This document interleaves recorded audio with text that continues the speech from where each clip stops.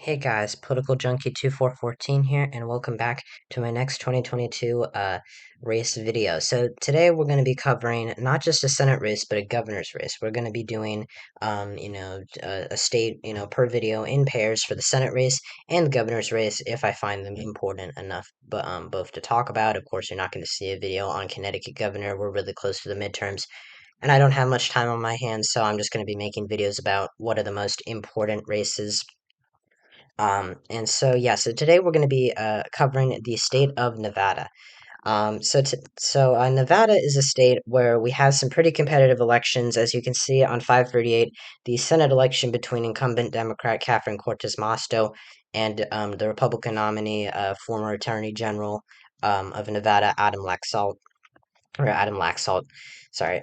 They are in a 50-50 deadlock. It is a very, very close race. And as you can see, it's pretty much coming down to the wire. The popular vote share makes it clear that 538 expects Cortez Masto right now to narrowly win. But for a state that is as that votes as blue as Nevada, or not as blue, it's but a state that votes as normally votes blue like Nevada, this is not necessarily a good thing. In fact, if you see here, if you go to the light model, Adam Laxalt actually has the narrow advantage, a 53% chance of winning. Catherine Cortez Masto has a 47% chance. On the classic model, which takes into account fundamentals, not just polls, fundraising, past voting patterns. Cortez Masto, it flips for 53% for Cortez Masto, and then if you go to the deluxe model, which adds in it adds to the classic forecast experts ratings, it shows it being a statistical tie. I mean, the race could not be closer than this. And if you go to the governor's race, let's go. Actually, we don't even need to go there. We can go down here. If you go to Nevada governor, it's also a toss up. You can see that in the governor's race, the incumbent Democratic governor Steve Sisolak, it has a 55% chance at winning, and his Republican opponent, who actually is the sheriff of Clark County, Republican Joe Lombardo, has a 45% chance at winning. Not as close as the Senate race, but still, a 45% chance at victory for Republicans in Nevada is pretty high. As you can see, the race isn't that much more lopsided for Sisolak. And so you might be asking, well, what's Nevada's history? Well, Nevada is actually, has had a fairly blue history. It's always been a swing state, or for the last, few decades, it's been a swing state, but it's leaned Democratic. In 2020, Joe Biden won the state by 2.4%. In 2016, Hillary Clinton actually won the state by the exact same amount against Donald Trump. In 2012 and 2008, Barack Obama had pretty sizable margins in the state. The last time Nevada voted for a Republican presidential candidate not all the way, it was not too long ago. But it was back in 2004 when George W. Bush won the state by around 3 points. And as you can see, in the 1990s, voted for Clinton. But before that, Nevada was a pretty red state. And the reason for Nevada being such a state that, while it is a swing state, it almost always relies, the Democrats can, pretty much have been able to rely on it is because of Clark County, which is this county right here. This is my county map, by the way. This is what I assume. And as you can see, you might be wondering, well, why is Nevada, a competitive race if only one of these counties is blue? And this is because Clark County, the county down here that's marked in blue, is the home of Las Vegas. And Las Vegas, of course, has the largest population of people in Nevada. Democrats almost always win this county, and if they win it by good amounts, they usually win the state. It doesn't, this is pretty much the GOP's block. If it weren't for Clark County, if we omit Clark County from, pretty much the state of Nevada, it is a safe GOP state. This county up here, Washoe, is also pretty competitive, a lot more competitive than Clark County. It's usually a bellwether county. Usually, whoever wins Nevada wins Washoe County, and since Democrats usually win in Nevada, Washoe's usually, not too difficult for them to win. But there have been times when they've lost it before. So, if you're wondering what are the demographics of Nevada, it's a pretty, irreligious state. It's pretty, it's kind of a a live and let live state. There's a lot of Hispanics down in Las Vegas, which is part of the reason why Democrats have been able to do so well in Nevada over the last couple of decades, is because that Hispanic bloc has kept the GOP from really winning in Nevada. And of course, there are a lot of and that negates most of the rural areas, and the suburbs of Nevada usually are pretty swingy. The voters there are usually, they usually lean towards Democrats, but they have voted for Republicans in the past. And the interesting thing about Nevada is that, if we go over the polling average right now, if we pop up this polling average for Nevada Senate polls, you can see that Adam Laxalt is actually in the lead in Nevada, which is pretty surprising considering Nevada has really been a state that has been competitive for a very long time, but usually always comes home to the Democrats. Now, I would caution against this. Polls are not everything, and Nevada is actually one of the few states where Democrats actually overperform their polling most of the time. We think about, we always say Democrats always underperform their polls. Well, Nevada is actually a state where the opposite usually happens. If you look at the 2010 Senate race, Harry Reid was down by 3 points to his Republican opponent, Sharon Angle. And yet he ended up winning by almost 6%. Now, this was really, this was the first real sign of Nevada polling errors. It's very interesting how Nevada is, different from a lot of other swing states. There's not really a state that does the same thing, and so you may look at Nevada's demographics, and you may look at that, the polling history in Nevada, and you might say, well, Cortez Masto can definitely win, and and she'll outperform her polling. And if you go to RCP, Laxalt's up by 2. That's because RCP usually, Real Clear Politics usually tends to be a little bit more right leaning, not too much, though. I think that they're a pretty solid source as well. So you may say that Cortez Masto, considering that she is a Hispanic woman, who has won in the state before, um, you might say, well, why can't she win again? And, it's not a matter of her not being able to win. Obviously, a candidate can win. That doesn't mean they're going to. But if you look at these polls, they don't look too encouraging for her. If you see, throughout all these polls, including reputable sources like Emerson College, which has been pretty accurate in Nevada in the past, has Laxalt up by 1.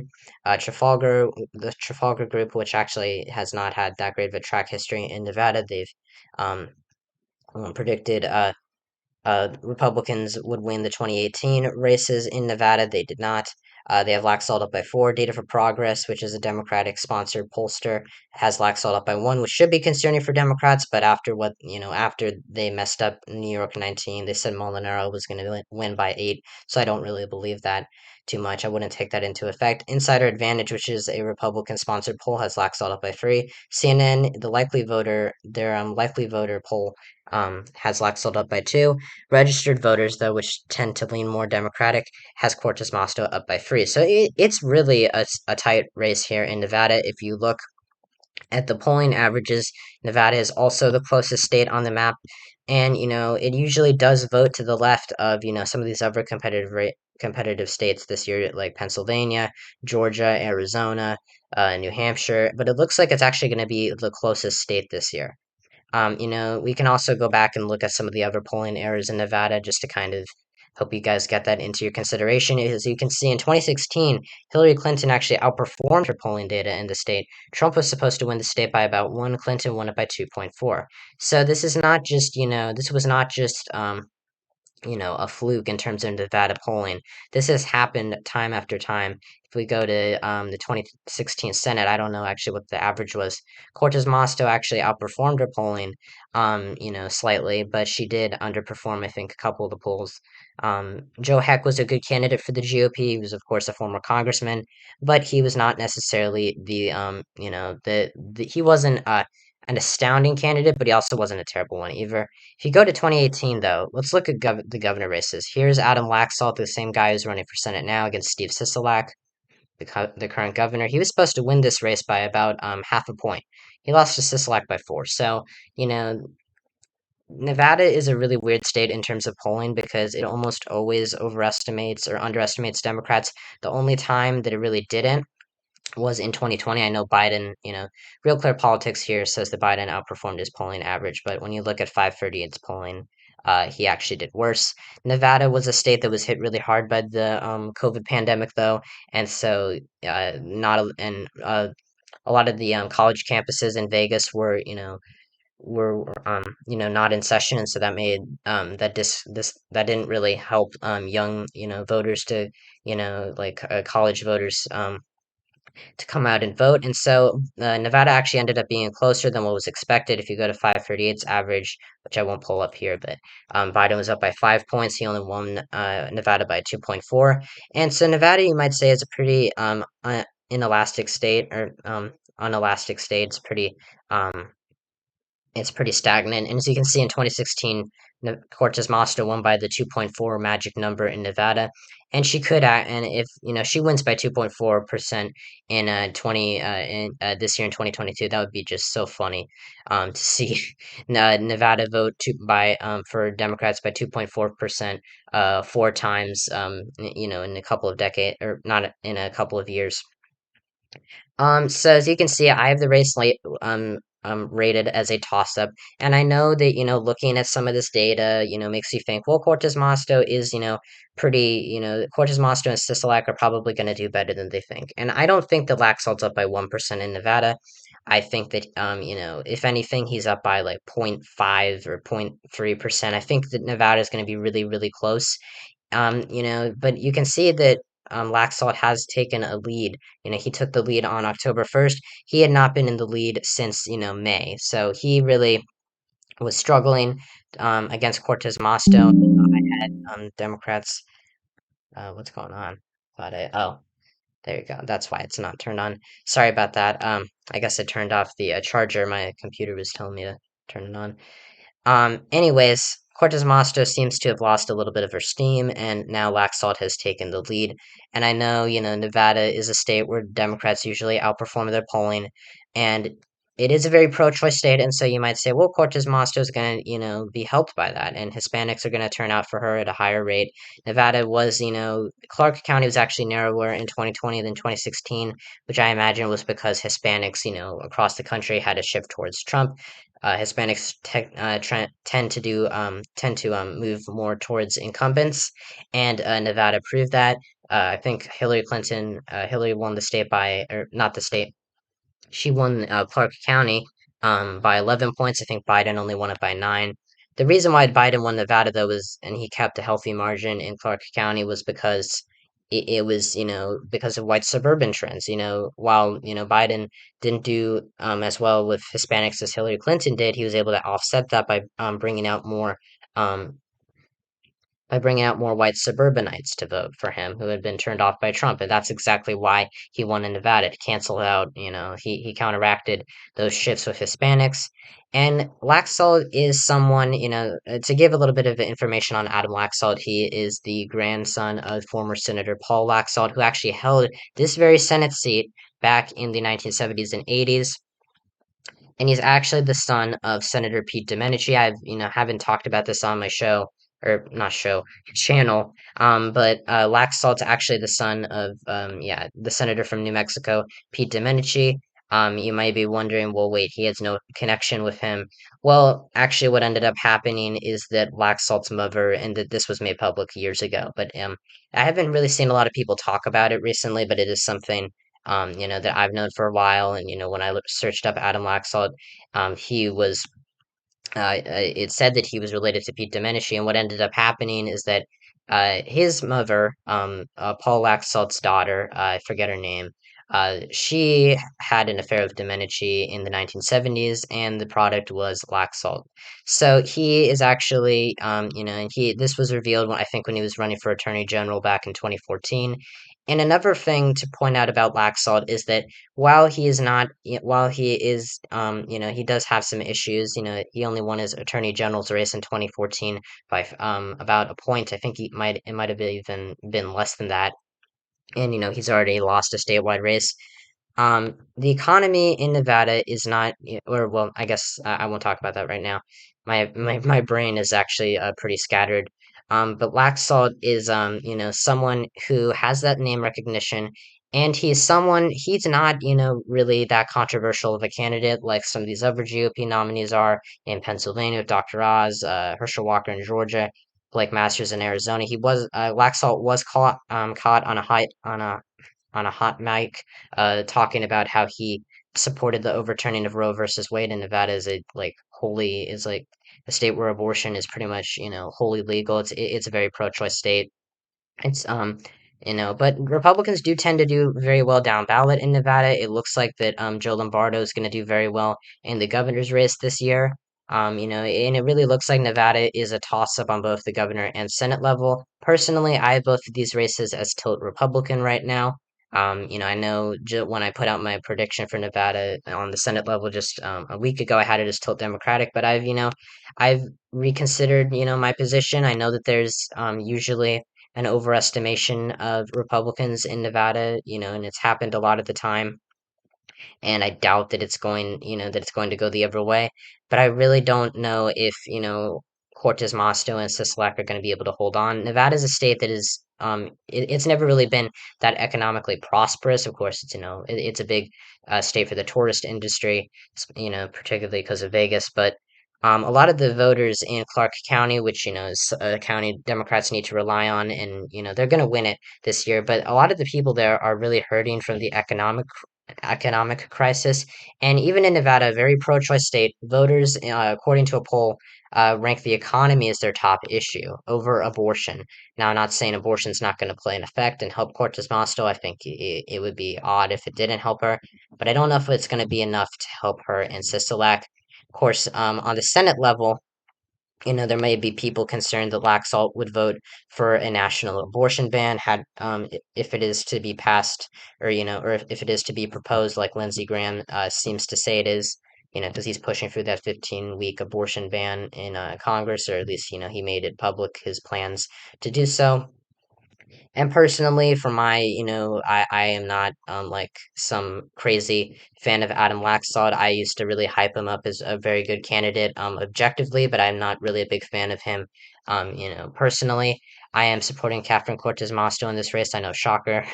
But I will say that Laxalt and Lombardo do seem to have a lot of, do seem to have the wind at their backs. They do seem to be having they do seem to be taking advantage of the economic instability of Nevada. And if you look at the governor poll in the governor's polling average in Nevada, Joe Lombardo's ahead by 0.6%, slightly doing worse than Laxalt, but he's still ahead of Sisolak. So could Nevada go blue again? Absolutely. A tilt margin or a 1 point lead really doesn't mean too much. I think Nevada is probably going to be the closest Senate race of the year and one of the closest governor races of the year. Going to be very interesting to watch on election night how that turns out. But honestly, I don't think it's looking too great for Democrats. I would put Republicans favored in both of these races as of right now. Could change, absolutely. Could we see Cortez Masto and Sisolak pull off upsets again? Absolutely. It's happened before. But, we're looking at a state that's been hit so hard by the economic crisis, throughout the past couple of years. And, with Democrats being pretty much in, complete control in Nevada's statewide offices, that, is going, they will be blamed for that, whether that's ethical or not. I am not going to offer an opinion on that. Whether that's, the right thing to do. It's not, but, sorry. But that is what's going to happen when voters are having a hard time. They blame the party in power. That's why midterms are so unfavorable to, the incumbent party in the White House. This midterm might be, a little bit different. And while Nevada, while Harry Reid was able to win in 2010, a very Republican leaning year, the same coalition that elected him doesn't seem to be as too strong for Cortez Masto, and Hispanics were also a lot more Democratic leaning than they are now. It seems that those trends are continuing. I think that Cortez Masto will do decently with Hispanic voters. She's not going to do terribly. I don't think Laxalt's a great candidate for Nevada, but I think he was the best person for the Republicans to put up. I think the same with Lombardo. The GOP could have, nominated some pretty bad candidates. I don't really think that they are that bad of, nominees for these elections, but I do think that they could very well lose. Nevada is a state that almost always votes for Democrats, even though it's very competitive. But we might see 2020 that 2022 might be the year where they break their losing streak, and I wouldn't necessarily be surprised if it did. So, yeah, here's the county map, and yeah, I think that that's all I've got to say about the Nevada Senate and governor's races. Hope you guys enjoyed this video. Make sure to like and subscribe to the channel, share it, turn on notifications so you don't miss another one of my videos. Check out my non-political channel, Interactor127, and my comrades channel, Growling Zoo 666. Again, thank you guys so much for watching, and I'll see you guys next time when I talk about all things politics. See ya.